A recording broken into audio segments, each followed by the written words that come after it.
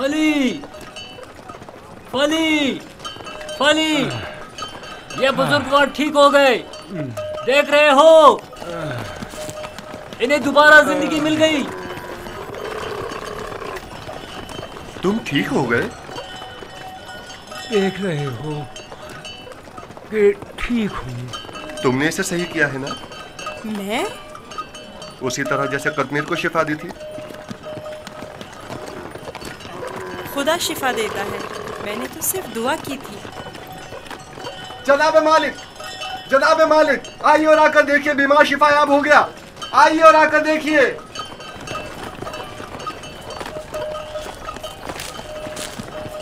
तुम बीमार के साथ रहने पर इस कदर बजिद क्यों थे? मैं भी आपकी तरह रहनुमा हूँ, जो कारवां के तमाम अफराद को सही और सलामत मंजिल मकसूद पर पहुँचाए।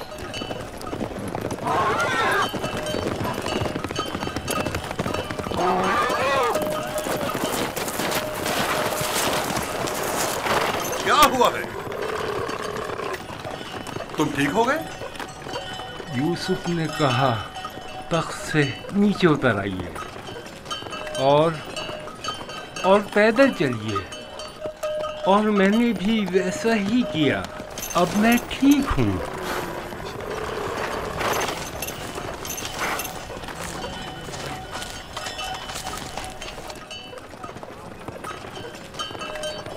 मेरी ये जिंदगी यूसुफ की मरहूम मिन्नत है। अगर इसने मेरा ख्याल न रखा होता तो यकीनन मेरा काम तो तमाम हो चुका था। थोड़ा सा ख्याल रखना, ये तो कोई भी कर सकता है। मैंने कुछ खास नहीं किया।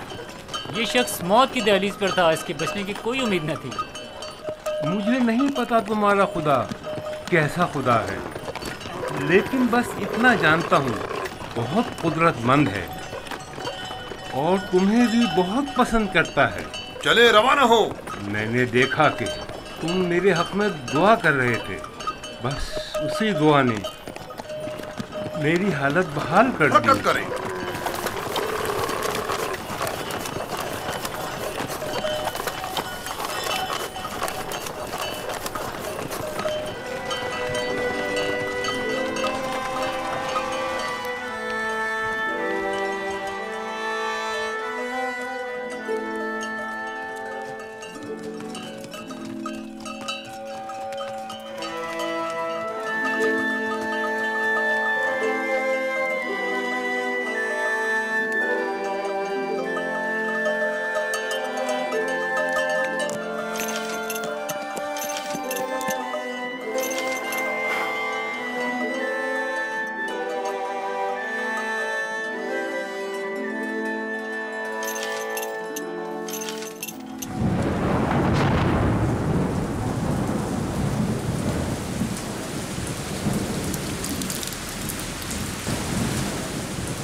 ये बारिश यूसुफ के वजूद बाबरकत की वजह से बरसी है।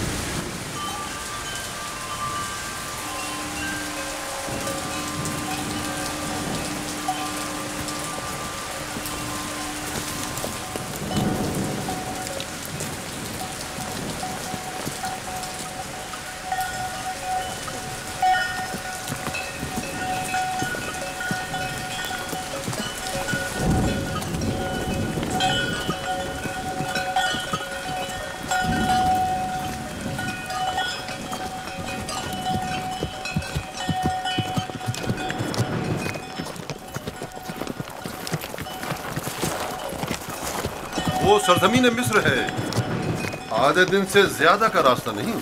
बहुत जल्द सरहदी पहरेदारों तक पहुंच जाएंगे।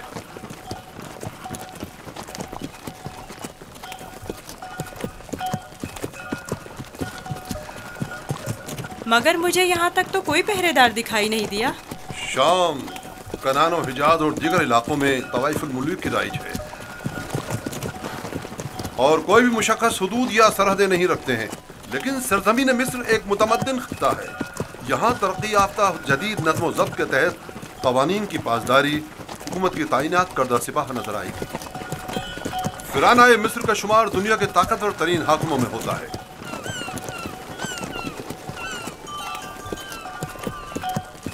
खुदाया, इस दयारे गैर में मैं खुद को तेरी पनाह में देता हूँ और तुझी से मदद तलब करता हूँ।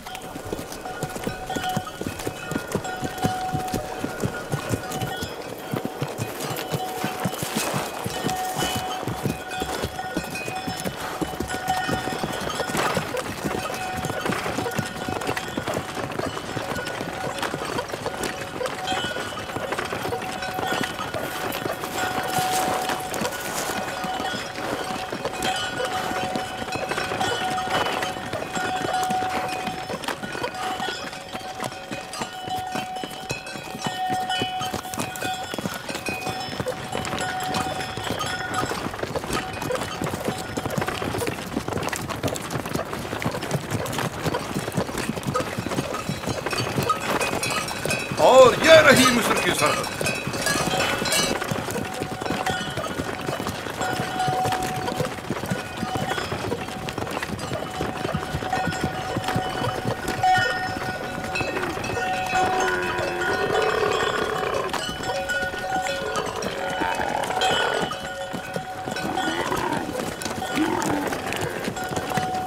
खुदाया, मैं खुद को तुझे सौंपता हूँ। इस अजीब व गरीब सरजमीन पर मेरा तेरे सिवा कोई नहीं है।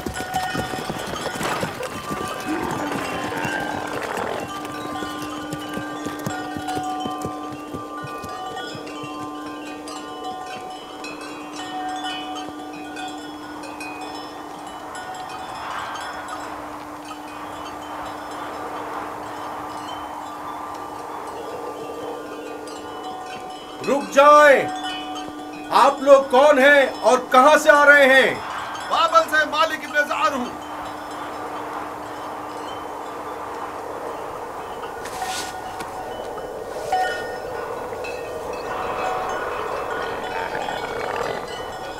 ठीक है, जा सकते हैं। चलो।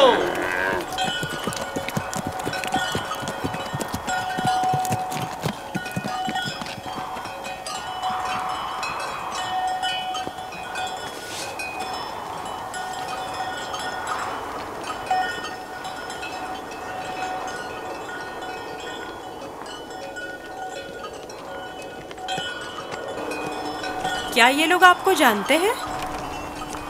हाँ, बिल्कुल जानते हैं। हमने सालों तिजारत की गर्ज से मिस्र का सफ़र किया है। मिस्र काफ़ी कदीम और मुतमद्दन सरजमीन है। शाम और कनान में बहुत ज़्यादा फ़र्क है। अजीब से कपड़े पहने हुए थे। हाँ, ये सरबंद पहनकर उनके चेहरे खुदार सांप की तरह नजर आते हैं। ये खित्ता सरजमीन सांप के नाम से मारूफ है। अहले मिस्र मोतक़िद हैं कि एक बहुत बड़ा अजदहा सरजमीन मिस्र का मुहाफिज है।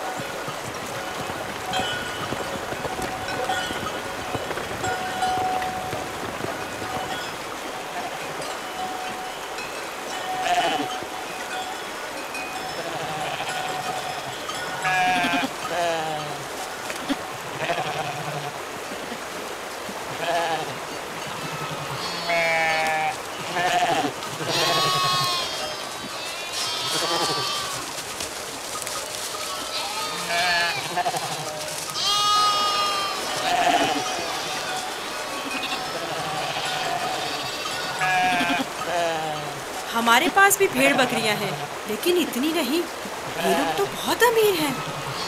ये तमाम किसान और सरसब्ज़ लहलहाते खेत या तो कुल्लन उनके खुदा आमून और उसके माबूद की मिल्कियत हैं, या फिर मुतलकन फरमारवाए मिस्र आमून होता की। तमाम अहले मिस्र इन्हीं के लिए काम करते हैं। इनका अपना ज़ाती कुछ नहीं। यानी मिस्र के खुदा गाय और भेड़ें भी रखते हैं? हाँ, इनके नज़दीक ये तमाम चीज़ें खुदा के लिए हैं। खुदा ने तमाम चीज़ों को खल्क किया है, लेकिन अपने लिए नहीं।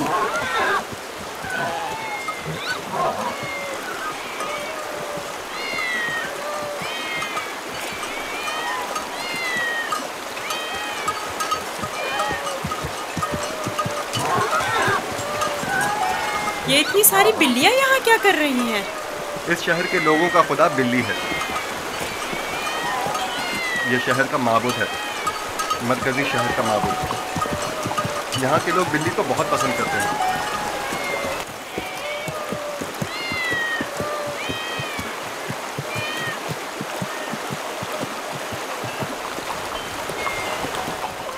मुझे ऐसे क्यों देख रहे हो?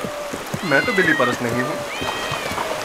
अब सबके खुदा तो तुम्हारे खुदा की तरह बेऐब और बेनज़ीर नहीं होते हैं ना?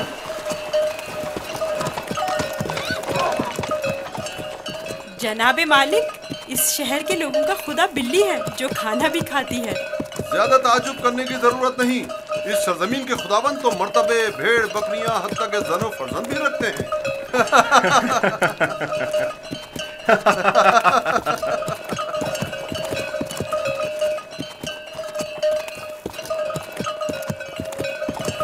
तो गोया मिस्र में यकता परस्ती नहीं है? बिल्कुल नहीं, बल्कि यकता परस्ती जुर्म है। और तुम भी यकता परस्ती के मुतालिक कभी कोई बात ना करना और ना ही इनके खुदाओं की अहानत करना। लोग बर्दाश्त नहीं करेंगे।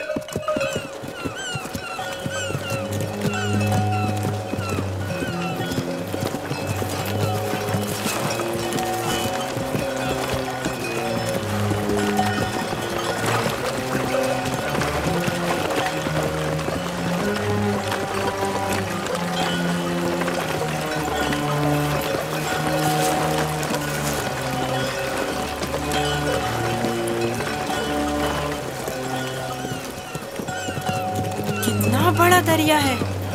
यही नील है? ये तो नील का बच्चा है, यानी नील की एक शाख। नील से कहीं बड़ी पुरशुको और मुकद्दस है।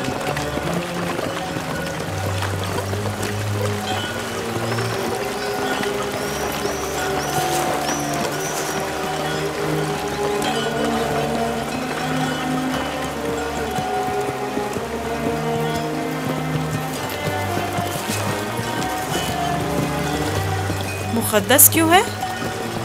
क्योंकि अहले मिस्र की तरक्की का तमाम दारोमदार इसी दरियाए नील पर है। अगर दरियाए नील ना होता तो मिस्र भी नहीं होता।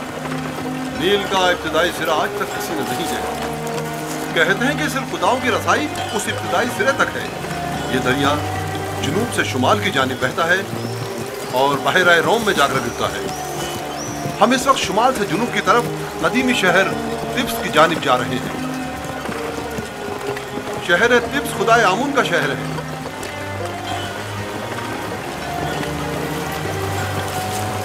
नील के उस तरफ दुनियाए गर्ब है, मुर्दों की दुनिया। वो बड़े बड़े अहराम फरानाए मिस्र के मकबरे हैं। इस जगह को मुनफिस कहते हैं, जहां से दरियाए नील मुख्तलिफ शाखों में मुनक़सिम हो जाता है।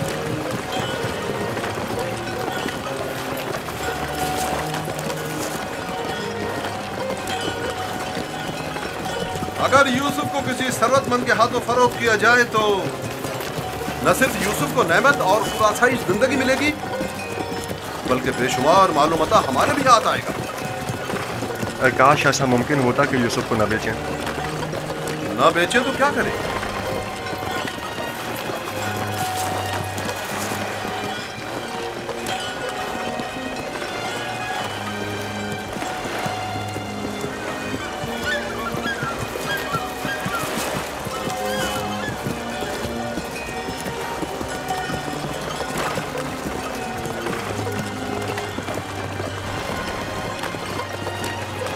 हम जुनूब की सिमत सफर कर रहे हैं और हमारे दाएं तरफ मुर्दों की दुनिया गर्क वाक़ है।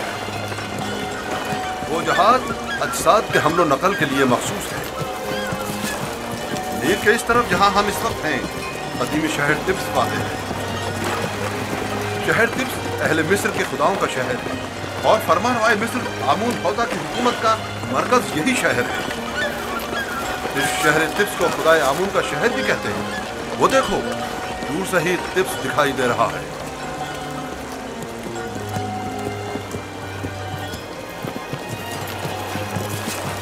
ये रहा तिब्स शहर, 100 दरवाजों वाला शहर। 100 दरवाजे? 10 दरवाजों से ज्यादा नहीं है, लेकिन जो मुसाफिर भी तिब्स शहर को देखते हैं वो अपने शहर वापस जाकर इसे 100 दरवाजों वाले शहर के नाम से याद करते हैं।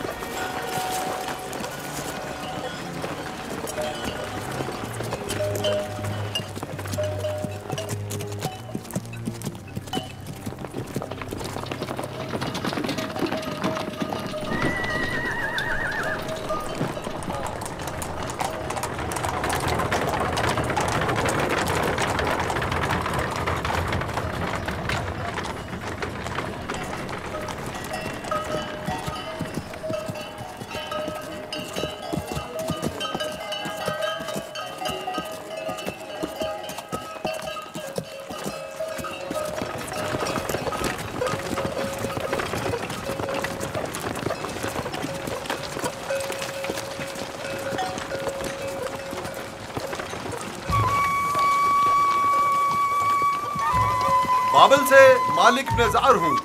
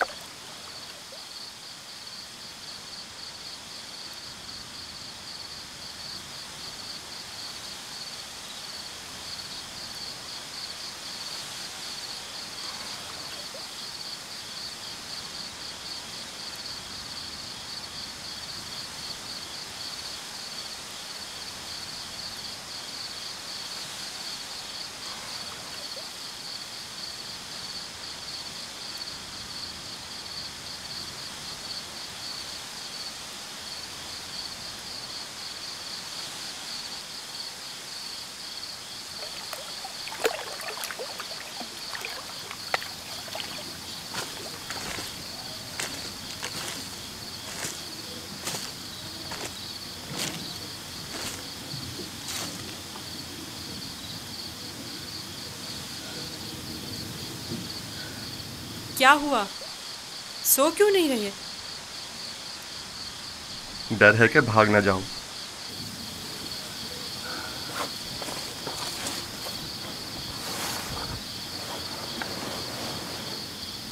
तुम कौन हो?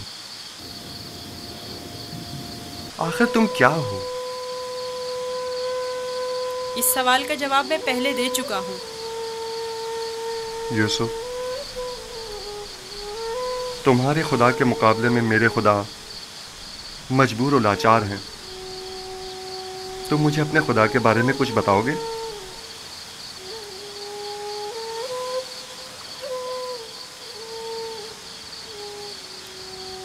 तुम्हारा खुदा हाजिर और नाजिर है, हर जगह उसकी रसाई मुमकिन है।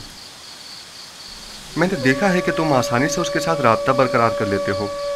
वो भी तुम्हारी आवाज को सुनता है और तुम्हारी दुआ कबूल करता है। मुझे यकीन है कि तुम दीगर इंसानों से मुख्तलिफ हो। तुम में ऐसी गैर मरी ताकत है कि जब जो चाहो कर गुजरते हो। लेकिन हर वो काम जिसमें मेरे खुदा की रजा शामिल हो। ये तुम्हारा खुदा कैसा है जो हर जगह तुम्हारा मुहाफिज है? आपने बखूबी उसके औसाफ बयान किए हैं। मैं चाहता हूं कि उस पर ईमान ले आऊं। आप उस पर ईमान रखते हैं, तजदीद ईमान की जरूरत नहीं। मैं ईमान रखता हूं।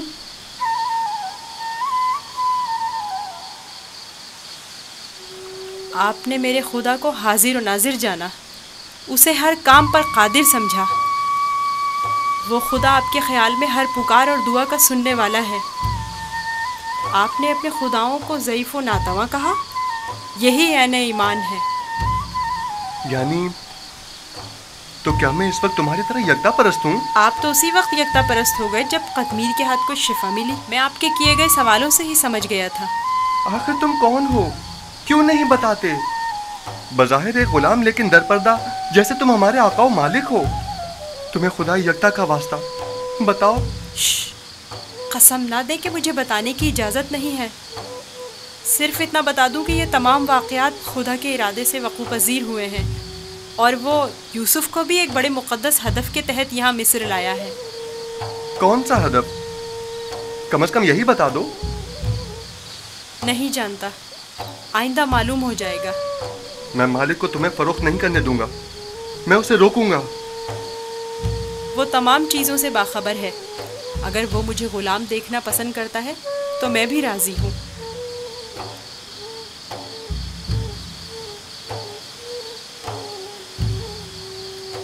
जाएं, जाकर सो जाएं और मेरी गुलामी की फिक्र ना करें। अब भी अपने बाप का नाम बताना नहीं चाहोगे? बताया तो, मैं फर्जंदे चाह हूँ। वही कुआं जिससे तुम्हें बाहर निकाला था। ठीक है, मत बताओ, कभी न कभी तो पता चल ही जाएगा।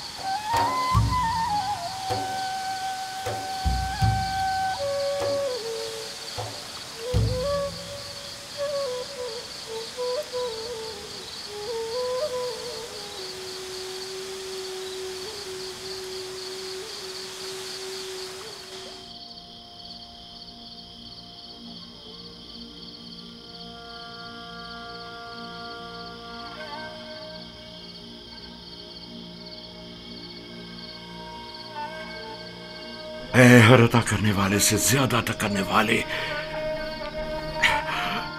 तूने जो हदिया मुझे अता किया था वो अब कहां है?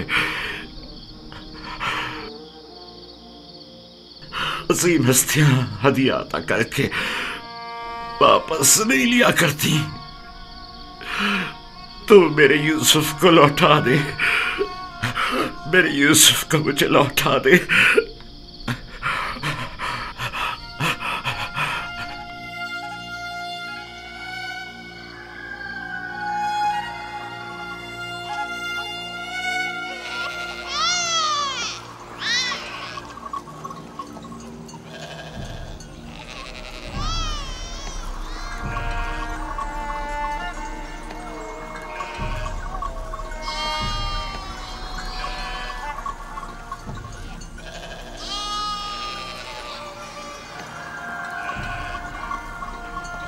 तुम जहां भी हो, खुदा तुम्हारी हिफाजत करे।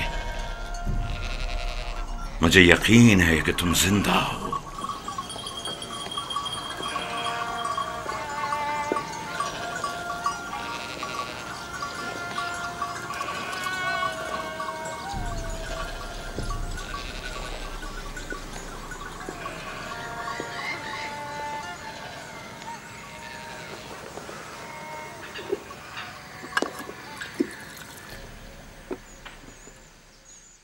एक बार फिर अपने बेटों से पूछ लो कि यूसुफ के साथ उन्होंने क्या किया। शायद अब की बार अपनी गलती का इकरार कर लें और हकीकत बता दें। आपको इतना इत्मीनान कैसे है कि यूसुफ जिंदा है? 2 वजहों से। एक तो कुर्ता जो कि साबित सालिम है और भेड़िए ने उसे नहीं फाड़ा। दूसरा ये मेरा कल्बे सलीम जो मुझसे कभी झूठ नहीं बोलता। ठीक है, अगरचे कोई फायदा नहीं, लेकिन मैं फिर भी पूछ लूंगी।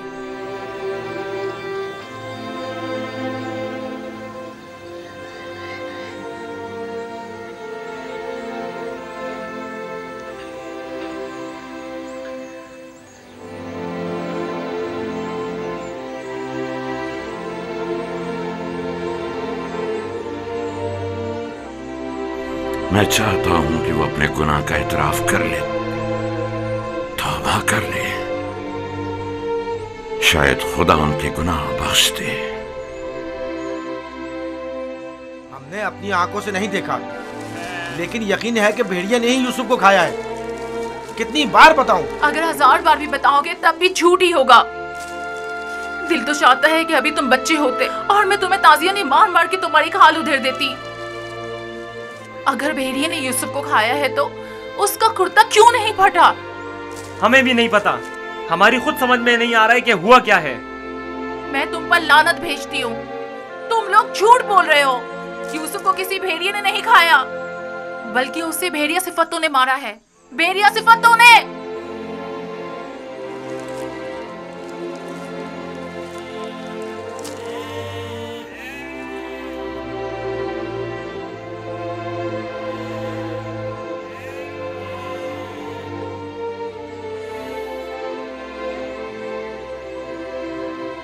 जानता हूं फिर यही कहा होगा कि यूसुफ को भेड़िया खा गया। उम्मीद करता हूं कि इससे पहले कि देर हो जाए उन्हें अक्ल आ जाए। 100 सिक्के, 400 सिक्के, 114 सिक्के, 120 सिक्के। ये गुलाम आपका हुआ। 120 सिक्के में सौदा हो गया। ये गुलाम मुझे ले जाए तो मेरे पास से काम निकल गया। गुलाम की बोली लगाइए। खेती बाड़ी भी जानते हैं। इस गुलाम की कीमत क्या है? खेती बाड़ी भी जानते हैं और मेहनती और जफाकश भी है। इस गुलाम की कीमत क्या होगी? कनीज़ें भी कितनी अच्छी होती हैं, खाना कम खाती हैं और काम ज्यादा करती हैं। 120 सिक्के। अरे वो देखो कितना ताकतवर गुलाम है। 125।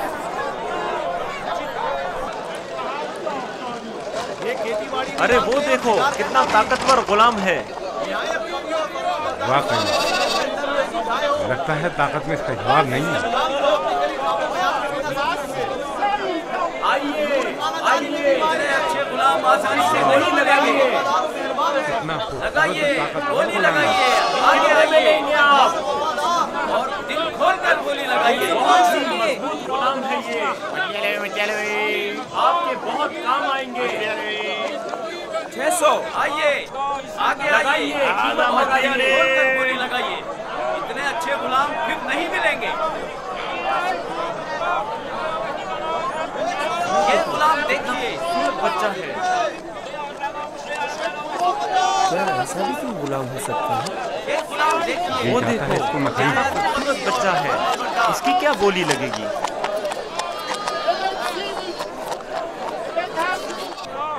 वो देखो मालिक, बच्चा कितना खूबसूरत है। इस जैसा गुलाम आज तक नहीं देखा। काश ये मुझे मिल सके। इसे मत बेचो।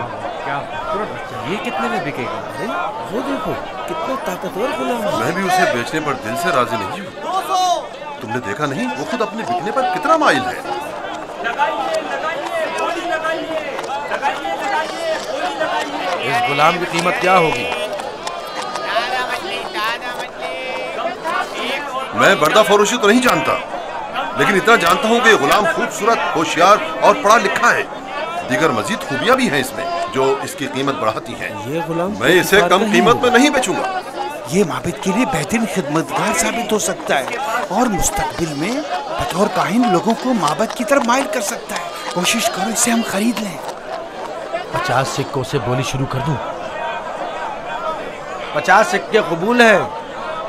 इसकी कीमत इससे कहीं बढ़कर है आली जनाब।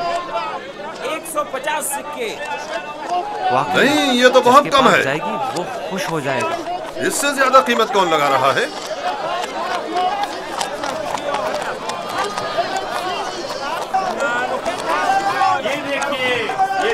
ये देखो जनाब पोतीफार आ गए।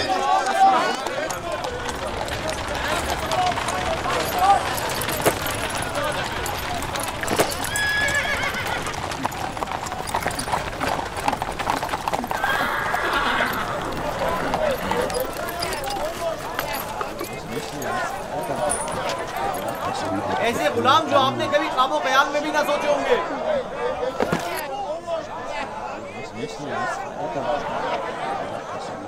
ये खेती बाड़ी भी जानते हैं और शिकार करना भी।